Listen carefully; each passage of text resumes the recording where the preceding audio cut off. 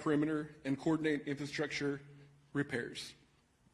USAR operations continue on both incidents and are moving quickly through the areas with minimal impact. We continue to pre-position resources, and we currently have a mobilization center in Riverside County at Beaumont that are available for any potential new starts. CAL FIRE will continue to support our partners in Unified Command, and we would like to request that you remain patient with us during this difficult time. For the most current fire information, please visit fire.ca.gov. And next, I'd like to introduce LA City Fire Chief.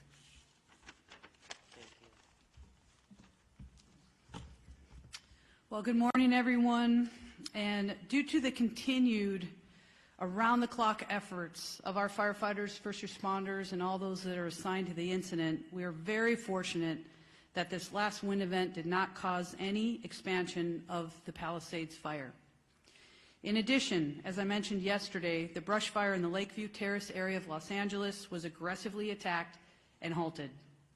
We truly appreciate the community and how they've remained alert and followed all advice. Together, we are able to move forward in the recovery of these devastating fires. As we take a step back and we've made it through this wind event, I think it's really important, just briefly, we talk about the winds aren't necessarily here in the city, but with that, we still have, a large amount of unburned dry fuel with low humidity. We need to make sure that the community is thinking about how to prepare and prevent at this point, and also what we just heard is there's a potential Santa Ana winds coming on Monday and Tuesday. Now, to focus on a different area as we're coming out of these wind events for unimpacted areas of the city, just as we take a big step back. There are more extreme winds on the horizons, like I said, next week, and our community needs to remain ready. It is important that you protect yourselves and your family by planning, preparing, and staying aware. Flying embers from a wildfire can destroy homes over a mile away. Taking the necessary measures to prepare your home can help increase its chance of survival when wildland fires strike. Clear all brush within 200 feet of your home. Allow the LAFD and other first responders that fighting chance to respond quickly if a wildfire reaches your community. For more information, visit lafd.org/wildfire. I will now provide an update on the Palisades fire. The fire is 23,713 acres with 22% containment with 5,032 personnel assigned. Using infrared mapping, air and ground resources, continue to seek out hotspots and putting them out. Favorable weather conditions assisted firefighters in increasing the containment and extinguishment. Now, I know that the question of all of us up here is on the top of your minds of when we can return and you can return back to the communities. I can tell you, know that we are working as quickly as possible to do just that, to make sure that this is safe for you to return to your communities. The ongoing search and rescue mission continues to limit utility agencies' abilities to repair infrastructure. I can tell you the entire city family is working collaboratively to get you back into your homes and communities as soon and as safely as possible. I just want to give you one small example of this. Yesterday, our hazmat teams from across the state worked tirelessly for the purpose of ensuring that when the evacuation orders are lifted, our community members can rest assured that their homes have been scanned and screened and cleared of any dangerous chemicals. This will take time. So, when we ask you to remain patient, know that together we are working around the clock to get you back to your homes and to the community. With that, I would now like to introduce Sheriff Luna. Good morning, Robert Luna, Sheriff of Los Angeles County. Personnel deployment, it remains about the same. We have about 1,300 deputies to both incidences, both at the Eaton Fire and Palisades Fire. We have about 220 California Highway Patrol officers. The governor asked that we surge more CHP officers into both areas from a looting perspective, so they've been working with our folks to do that, so I thank the governor for his support. We still have assistance from the Drug Enforcement Administration, from the Los Angeles field office. We have over 20 agents with us that are assisting us, and we still continue to have well over 900 California National Guard personnel that are assisting multiple agencies in our area, the impacted area here. Evacuation orders remain. They fluctuate between 100 here, 100 there. They go up, they go down, but under evacuation orders, about 82,400. Warnings, about the same as yesterday, 90,400. Please keep up with the information we're putting out, because that could change, hopefully for the better, but we'll see what happens. The curfew is still in effect from 6 p.m. To 6 a.m. So again, you don't belong there, please do not go there. Regarding arrest for the LA County Sheriff's area, our total is at 47. We have 36 at the Eaton incident and 11 at the Palisades incident. Palisades increased by several. Last night, 3, 36, or I'm sorry, Eaton did not increase. The arrests that we continue to see, and I want to just a point of clarification for our community members. One is I talk about curfew, which takes place from 6 p.m. to 6 a.m. There is another penal code that we use during the day, because if you are not supposed to be in an evacuation order area and a law enforcement officer, deputy sheriff, CHP officer, LAPD, whoever it is, tells you to leave and you refuse to leave, you are subject to arrest during the day as well. I just want to clarify that again, if you do not have any legitimate business, day or night, do not go. You are subject to arrest. Regarding search and rescue operations, my other partners that have come before me, I think we're making it pretty clear that there are multiple reasons why we cannot let people in yet. Yes, we're trying to work towards that. I'm going to say it's probably at least a week out. You've heard that already. Our search and rescue operations continue in both the Eaton and Palisades area. Searches are continuing, and we still have a variety of work and structures to go through. But even as we're going through some of these grids, there are areas that we are holding because we believe there may be deceased victims there. We have to hold for the right time and the right resources to process the scene correctly, and that's going to take a little while. Please be patient with us. We know people want to get back into their neighborhoods, but we're talking about people who have passed, and that's not always a good thing to talk about. In regards to deaths, unfortunately, we did go up by 2 yesterday, 1 in the Eaton area and 1 in the Palisades area, and we continue to work with multiple partners, not only in the recovery of remains, but then ultimately the notification or identification of the deceased, and then the notification to the next of kin with our partners at the Los Angeles County Medical Examiner's Office.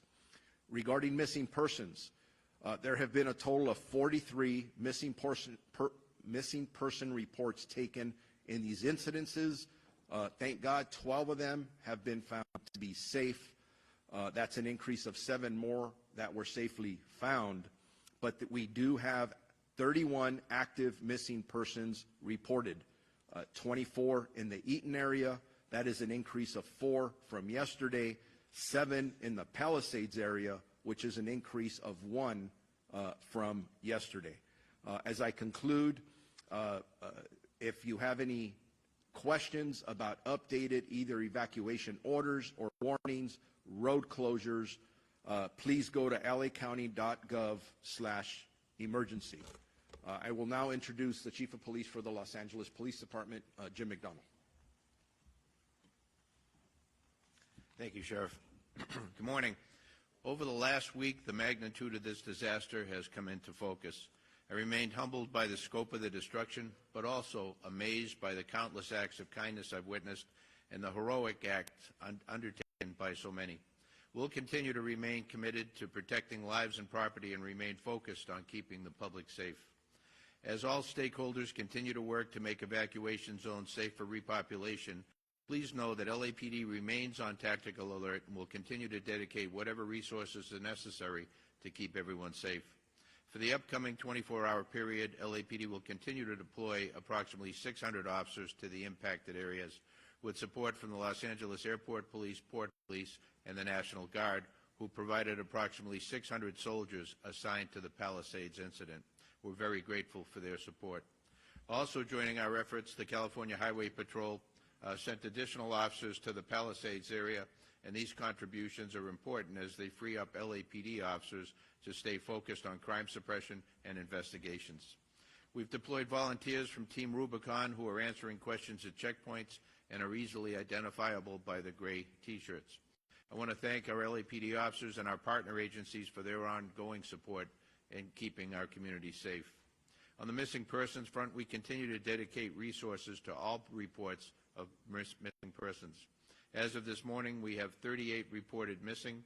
30 of those have been found safe, 3 have most likely been found deceased, and 5 remain missing. We have no new fire area related arrests or notable arrests within this last 24-hour period. If you notice anything suspicious or potentially connected to these incidents, please report it immediately.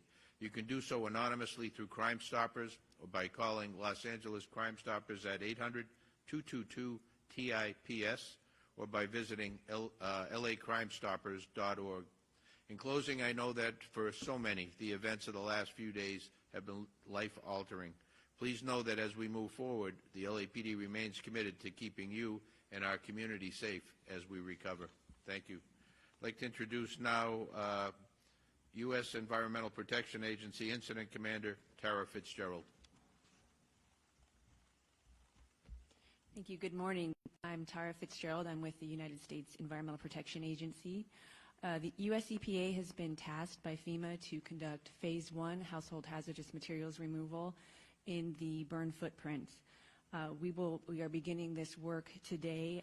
We have personnel on the ground in both the Eaton and Palisades footprints conducting assessments.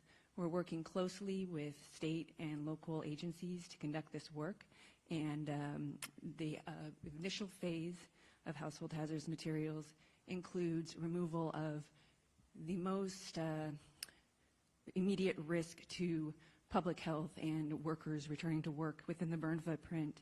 That includes things like pesticides, batteries, including the risk of damaged lithium-ion batteries, fuel, and other things that would normally go to a household hazardous waste management landfill.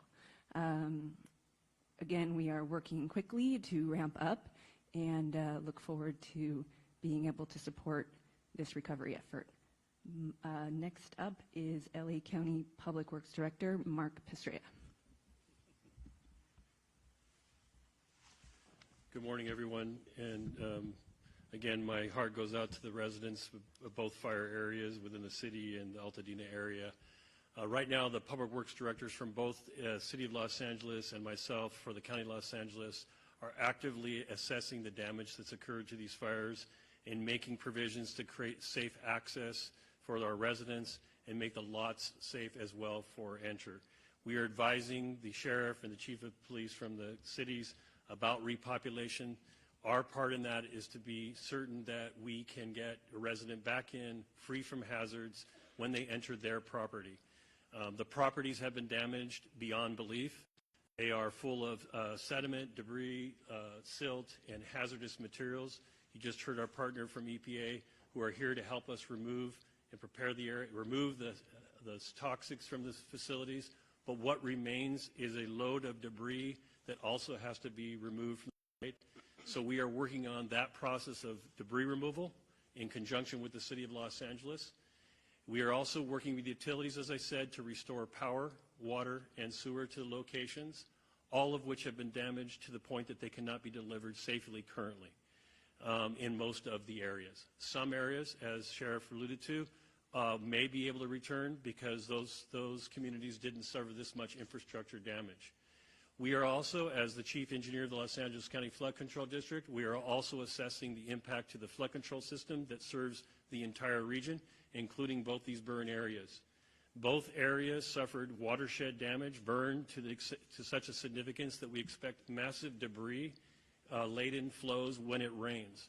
Our system of flood control is designed to handle that debris along with the streets. However, in an event that we have major rain, we do expect that all of the street areas and all the communities will be impacted by debris flows that could be hazardous to human health.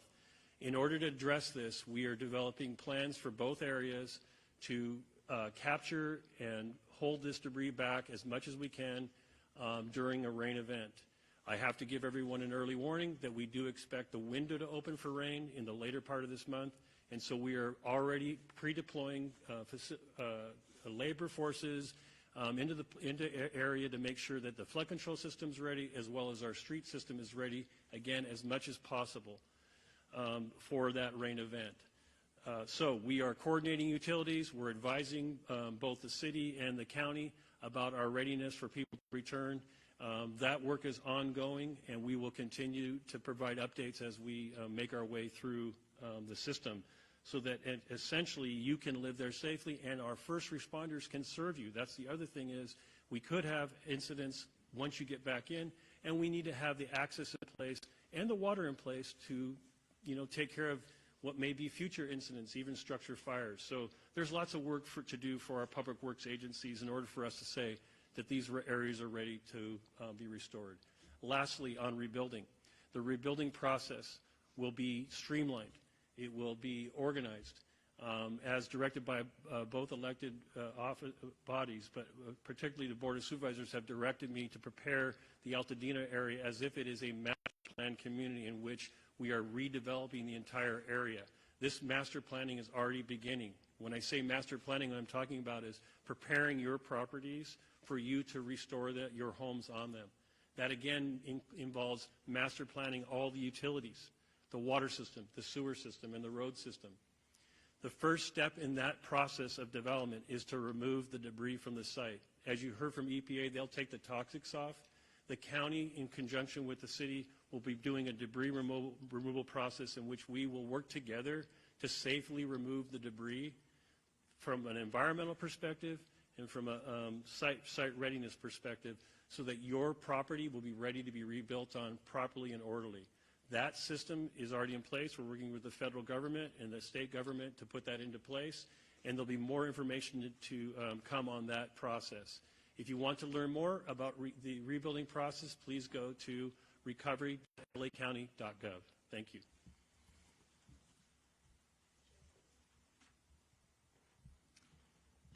Good morning. I'm LA County Supervisor Catherine Barger and Chair of the Board. Yesterday, I visited Altamed Clinic in East Washington in Pasadena. Just overlooking Eaton Canyon, this building was one of the first lost in last week's fire. The Altamed Clinic is right next door to a skilled nursing facility, the same one that I'm sure we all watched that was evacuated because there were elderly residents and they were being wheeled down the street while embers blew past the building as it burned. Visiting with Altamed team was a stark reminder that our communities lost more than just their homes. They lost their businesses, their communities, and their access to health care. Despite the lingering destruction, Altamed is already planning to return and provide services to the neighborhood. I left my visit full of hope that not only will our residents rebuild, but the full community will return around them. This morning on Lake Avenue next to the grocery outlet, a large sign stands saying, "Altadena strong, we will rebuild." I know there's been a lot of confusion and unanswered questions why people can't return to their properties. I want to make sure that everyone knows what goes into safely repopulating an area. It is important for all all residents returning to their properties to do so safely. That is why Incident Command has been messaging precautions that need to be taken. We cannot allow residents to continually be frustrated every day without a timeline. They deserve these answers. And I am pushing the Unified Command to be swift and clear with the community. We've also installed signs across the roads leading into the impacted areas to educate residents on the risk. We will also be equipping our residents with tools to return safely, which means gloves, eye goggles, to make sure that when they are on site, they are protected. As residents repopulate the area, debris cleaning kits will be made available to give residents everything they need to safely sift through their debris and look for valuables. I'm also asking the Department of Mental Health to be on the ground with community members to assist them with the emotional load of reentering. As we consider all the components of debris removal, I wanted to briefly mention mudslides because they are always a risk after a major fire event. The county is fully committed to bracing for these additional weather forecasts. We will take all necessary steps to prepare Altadena and look out for our residents. I and our entire county are dedicated to proactively identifying and addressing the needs of our residents and keeping them safe in the process. I make you that promise. With that, I'd like to introduce LA City Mayor Karen Bass. Thank you, Supervisor. Good morning. I don't believe that we can thank our first responders enough. The firefighters, the police officers have been working 24 hours a day, 7 days a week through this emergency. We have to make sure that we can continue to help them, and so I will reiterate, as I've said the last couple of days, if you're in an area where you're not supposed to be, please leave. If you're in an area that is still facing a warning, please get ready to leave now and consider leaving early. I am hoping that as the winds subside, that we can see a light at the end of the tunnel and that individuals can get their life back on track to recover and to rebuild. Yesterday, I was at the Disaster Recovery Center. It opened full-time yesterday, beginning at 9 in the morning, and over 300 families visited. I hope that people will continue to encourage and spread the word about the disaster recovery centers. There is a variety of services that you can get there. Short-term financial and housing relief for evacuees, driver's license, California IDs replaced. FEMA and SBA are there to assist businesses, and I'm extending the deadline to file city business taxes from the end of February to the end of March. Crisis intervention services are there, and while you're in the recovery center, you can see the emotional toll that this disaster has taken on people.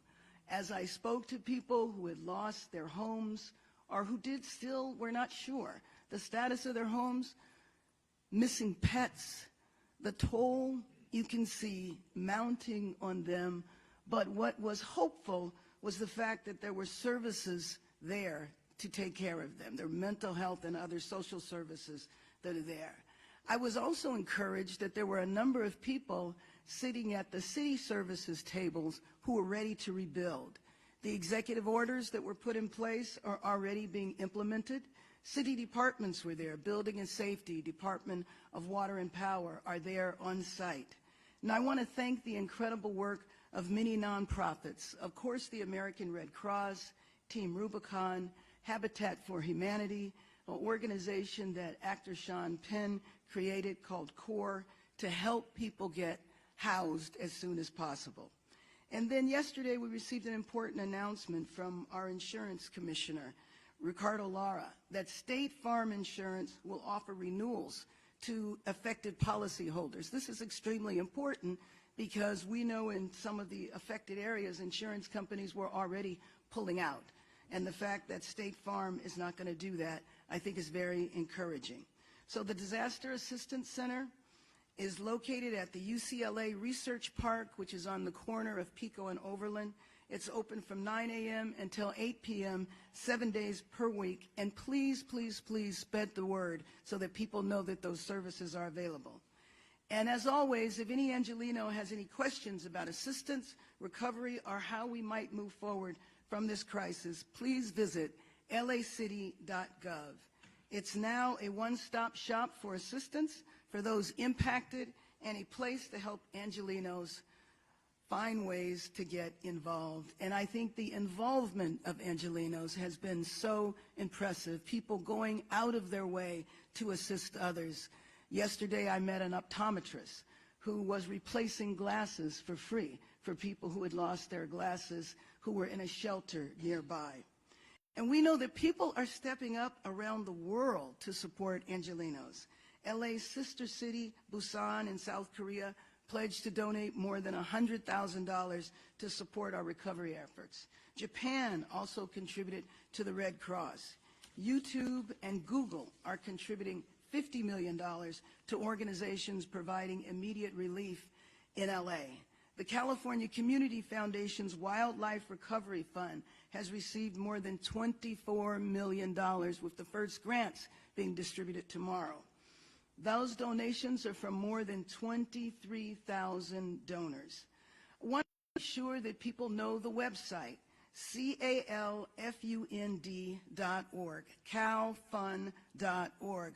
We're concerned, as has been mentioned in previous press conferences, that there's a number of sites that are fake, and we want to make sure that people give to the correct site, calfund.org. The kindness, generosity, and the spirit of the community that I have seen from so many Angelinos over the last few days really does confirm that we are going to rebuild, and we will rebuild and restore and build even better our city of Los Angeles. Los Angeles strong, we are one city, we stand here united. Thank you, and let me introduce Supervisor Lindsay Horvath. Thank you, Mayor. As you've heard, the red flag warning is no longer in effect. You can expect cooler temperatures and higher humidities, though next week we do anticipate Santa Ana winds returning. Continue to check emergency.lacounty.gov for the latest updates and resources on emergency conditions. With regard to county services and school updates, for FEMA assistance, you have until March 10th to apply for individual FEMA assistance and 18 months to complete the paperwork. Please apply ASAP so you are in their system and you have that 18-month window to work with them to receive all of the benefits that you not only need in this time, but you deserve. Disaster Recovery Center at UCLA Research Park West continues to be open from 9 a.m. to 8 p.m. daily. I too visited yesterday and saw the myriad of resources that are there. If you have questions about your property tax assessment, the county assessor is on site. If you need assistance filling your prescriptions, Department of Public Health is on site. If you'd like support speaking with your children about this disaster, Department of Mental Health is on site. There are a variety of resources there to help you.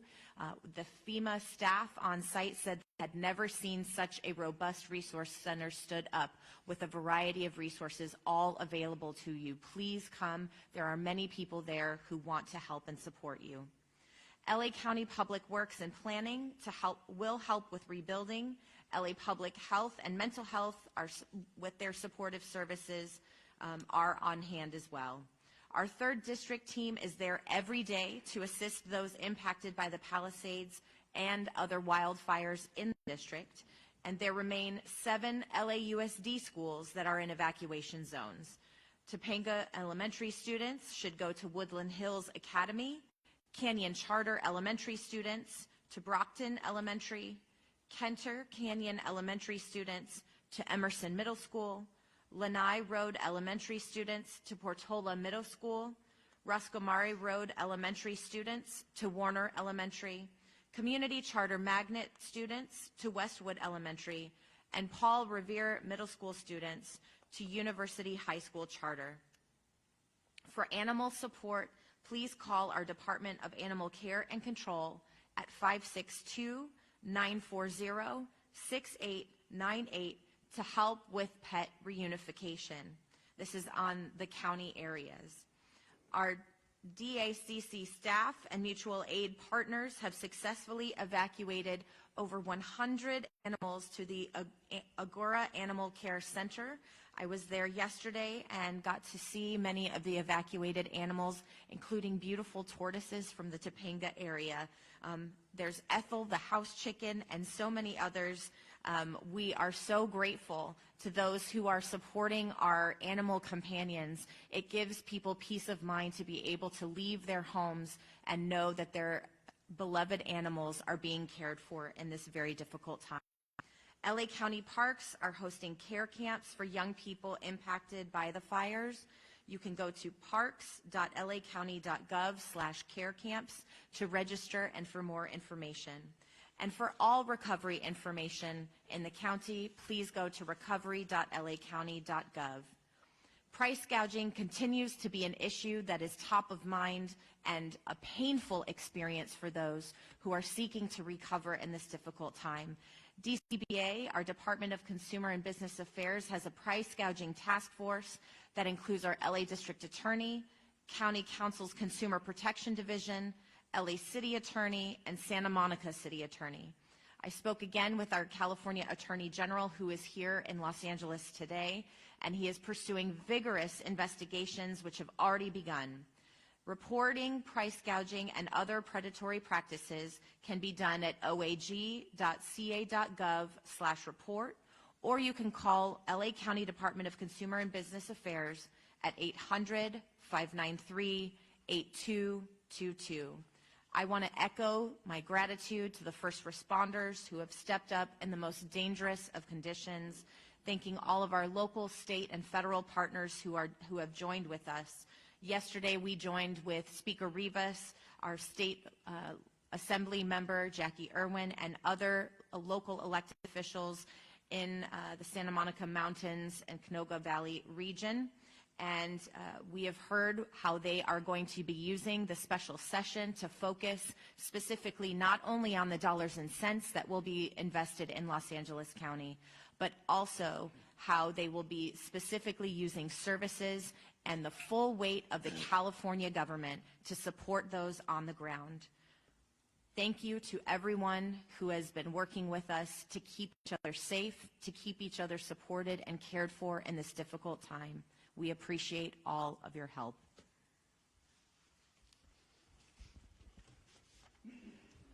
Helen Chavez Garcia, Communication Director for Chair Catherine Barger. We thank the Superintendent of Public Instruction, Tony Thurman, for being here today and showing his support. We will now transition to the question and answer portion of this press conference. I want to announce this is the last press conference that we will be hosting on a daily basis as a one-voice effort. We will transition to press conferences on an as-needed basis to show a unified voice. With that being said, please raise your hands, announce your name and the media outlet you are with, and a microphone will be brought to you. We're going to start over here on the lower left. Hi, Grace Tui, Los Angeles Times. We had heard about a landslide or a hillside collapse in the Palisades fire area and was hoping to get some details about that incident, what might have caused it, and if we're concerned that that might be an issue moving forward in either of the fires, obviously before rains even come. I know you guys were talking about rains. Thank you for your question. Mark Pastrella, Director of Public Works, LA County. In a joint effort, the City of Los Angeles and the County of Los Angeles, including the LA County Flood Control District, has been assessing the watershed areas, including geology, soils, and water conditions in both watersheds that have been burned. The area that you're talking about, the Palisades, is suffering right now. What you'll see on the slopes, you'll see what we call dry ravel, which is these slopes that are oversteepened have been really dried out, and you will see this raveling of the slopes and what looks like a landslide, and it is a landslide, debris into the streets and into properties. Some of this material is supporting some of the structures that have remained behind. There has been inundation to some extent of water into the system. You can imagine the amount of water that was placed in the firefighting effort. There were also gas lines and water lines that were destroyed in the system. I can speak for our LA County waterworks system in the Malibu area, where we have assessed our system and got all of those, cut water off where we didn't need it leaking all over the street. We did that for two reasons. One is because we wanted to maintain a water pressure in the system and not lose it to properties, but also in anticipation that it could grease the wheel of landslides. One of the other areas that residents may be noticing is the Topanga, the lower Topanga area. We're having a significant amount of this dry ravel condition in that area as well. We're working in consultation and side by side with Caltrans to maintain those slopes so that we can continue to have access into the area. So a warning to all the residents, no matter where you live in LA County, if you have slopes behind your homes, or if you're located on the top of a slope, these slopes have become fragile. The soil that is supporting your home have all become fragile and damaged, if you will, due to the events that we've had, wind included. There are mud and debris, as Supervisor Barger said, debris flow hazards that are existing even when it's not raining.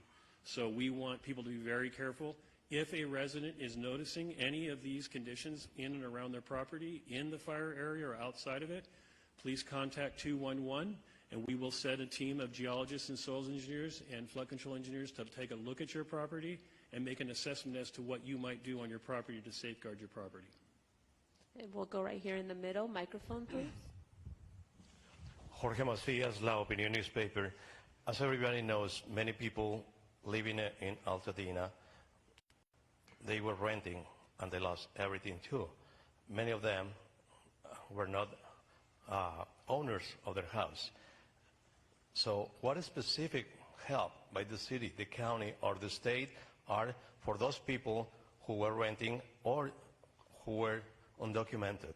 And the second question is about the cleaning up.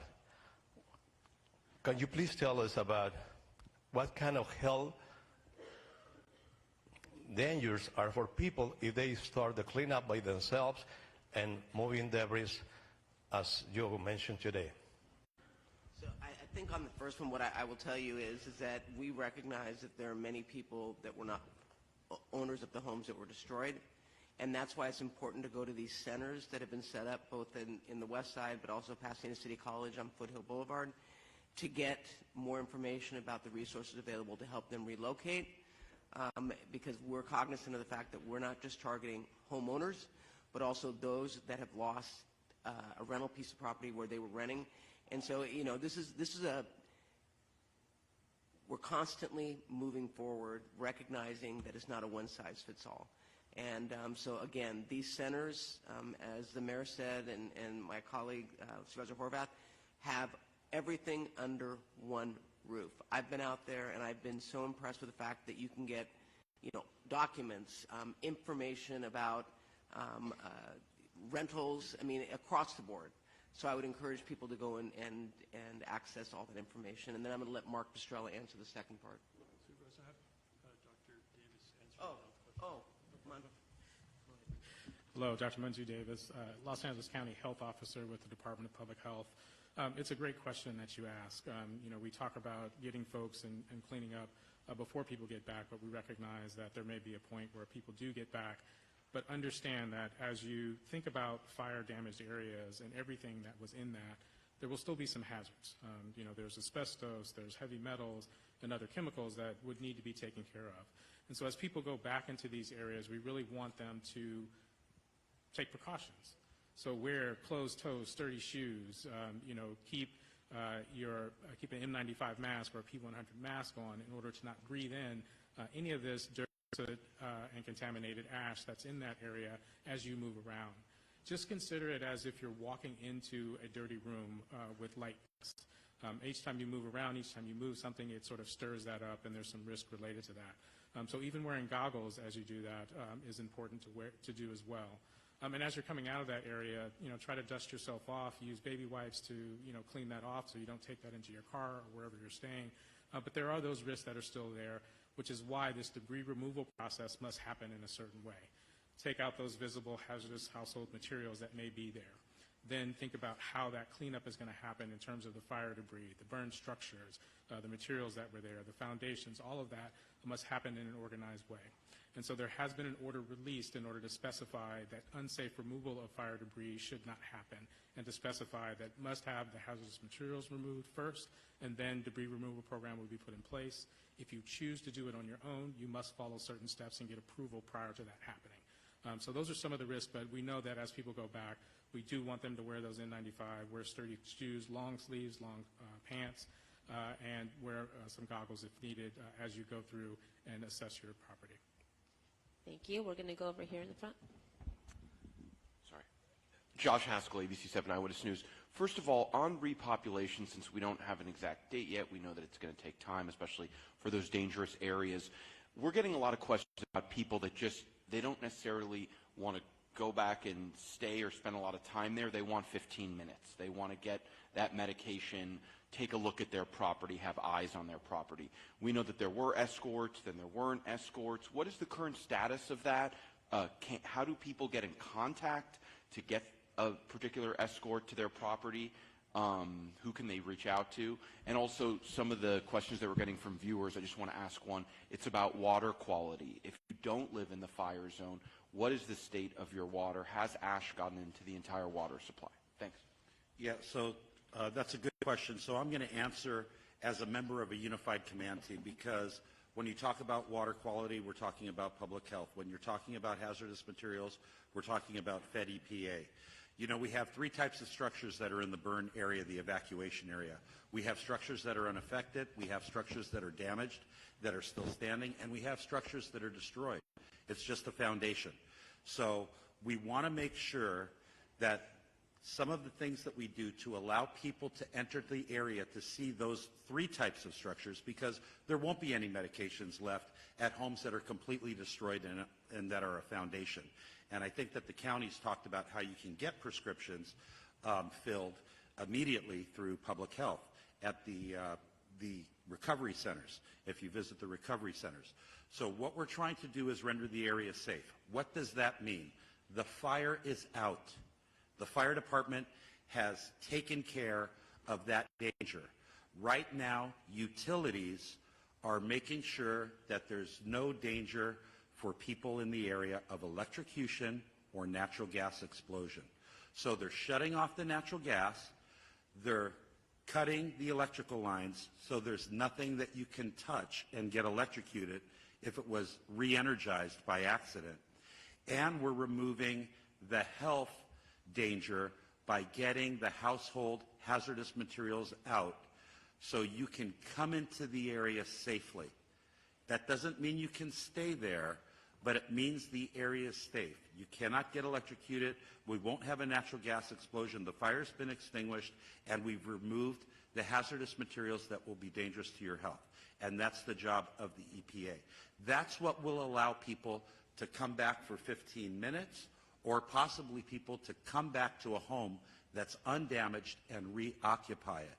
But for the ones who want to see their home that's been destroyed just for some personal closure, we still have to do those core, the core actions that I just described. The last thing we want as public safety and the county and city leadership, we don't want people going back to an area and getting injured. But we're doing it just as quickly as possible, because we know that there's a lot of conversation about when can I come back. They want a date. We don't have a date, but we're trying to render the area safe. But Tony, if your house is still standing and repopulation doesn't happen for a week or two, will you have a chance to go back for 15 minutes? And do we know when? Escorts? Yeah, you know that Police Chief McDonald talked about that, and they tried to get people up into the area, and it became they couldn't do it because it was untenable. There were so many cars. It took so many officers to let you come in for 15 minutes. But if you need eyeglasses, if you need medications, if you need insurance documents, please go to those community recovery centers, because we have people there that can get you all of those things you need for your subsistence for the next week. But we just don't want anybody to come in and for it to not be safe. but I want to allow people to reoccupy homes that were not destroyed or damaged. That is our priority. Thank you.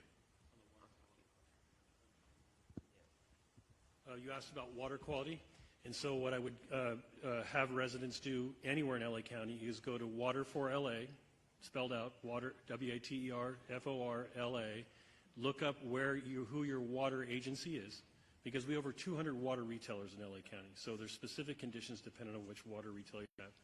Or you can look at your utility bill and see who serves you water.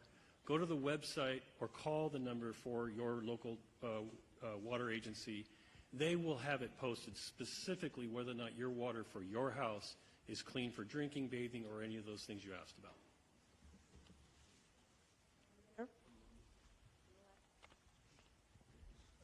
Sheriff Luna, you spoke about recovery of human remains in the area. I'm wondering if you're able to tell us specifically how many of these locations you potentially have to search for today. I'm going to answer that, a variety of them. You're looking for specific numbers. When I drove through there last night, I know our deputies were holding several locations where we are waiting for the appropriate resources to come in and unfortunately recover remains. Back to the previous question, there are areas that we've gone through where we are about 85% sure that we have looked through the best that we can. You got to understand, if you haven't been out there, it literally looks like a bomb dropped. There is things everywhere, and we're trying, our people, along with all of our partners, are doing the best job that they possibly can. But there are areas right now that we have to hold people away from so our people can do their job appropriately. Because remember this, I'm very empathetic to anyone who wants to get back to their property. But I'm also very empathetic to people who have missing people that they're waiting to find out if they're deceased. Those are the kind of tragedies or the significance of what we're dealing with. So we have a lot of work to do. And that's why my partners up here are saying, everyone wants to hear a date, and we want to give a date, but we need to make sure we're doing the work appropriately for all the right reasons. And it's going to be a while. It's not going to be in 3 or 4 days. I'm going to say at minimum, at least another week, and that's an estimate, but I believe it's going to be longer than that. The middle. Hi, this is Kate Cagle from Spectrum News 1. I have 2 questions. One is that we've spoken to some residents in the Altadena area saying that their insurance company is asking them for photos of the damage. So what is your advice to them as far as the fact that they can't get back and get them? And then I also had a question for Mayor Bass. I wonder if you've spoken to other mayors who've dealt with similar disasters like Lahaina or Paradise, and what advice they gave you for getting through just the next year when people are so destabilized. Kevin McGowan, Director with the Office of Emergency Management. For people who want access to photos for damaged and destroyed buildings, they can go to recovery.lacounty.gov. We are posting the damage inspection maps. When you click on the icon, it will show you a picture and it will give you a percentage of the damage. So again, go to recovery.lacounty.gov. Thank you for the question. Yes, I have heard from many, many mayors. Mayors who go through this on a regular basis, especially those that are in the South. And their number one advice to me was to stay focused, to not get distracted, for all of the reviews and analysis of what happened, what, when, and where, to make sure that you stay focused on saving lives, protecting people, and doing that after the immediate crisis is over. Thank you. Yeah, and not that you asked, but I'm going to tell you that I've actually talked to county supervisors Napa who went through the exact same thing, who is giving me incredible advice, and I'm going to be looking at the way they went about rebuilding, and get lessons learned. So James Gore, who is Sonoma actually, has been very helpful, and I know other supervisors who have faced similar situations have also reached out. Thank you. Last question, then we'll move to one-on-ones right over here. Hi, Ross Palumbo from CBS News and KCAL News. My first question is really for Chief Crowley, and I wanted to ask you about the first responders. We're more than a week into this now. The conditions out there have been so difficult for so many of our firefighters and first responders. How are they holding up, and what are they telling you, and what can you and the public really do to help them at this point? Thank you so much for that question. That means a lot to all of us that have responded to this incident, and we also feel right there with the communities in step. Our first responders, from that very moment when they were called to duty, did their jobs.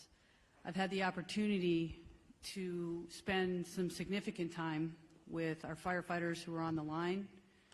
We visited the local fire stations, we visited the command post. Our firefighters are doing an incredible job, and they have so many feelings just like the community does.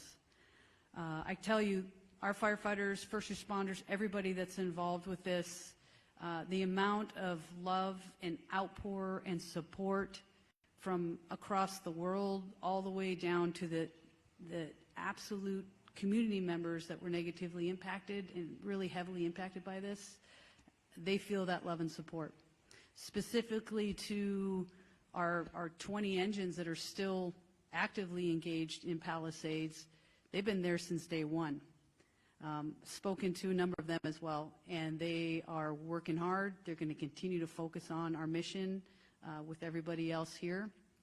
And in the end, I tell you, I've said it multiple times, I'm going to continue to say it, that as their chief, I'm extremely proud of the work that our people did and continue to do and will continue to do well into the future in the many years to come. Thank you. Thank you. That's the end of our press conference. For one-on-one requests, please approach the front. Spanish, if you want a Spanish interview, please assemble over here. To my right, we will do a press gag. We have 2 Spanish representatives from each of the different fire departments.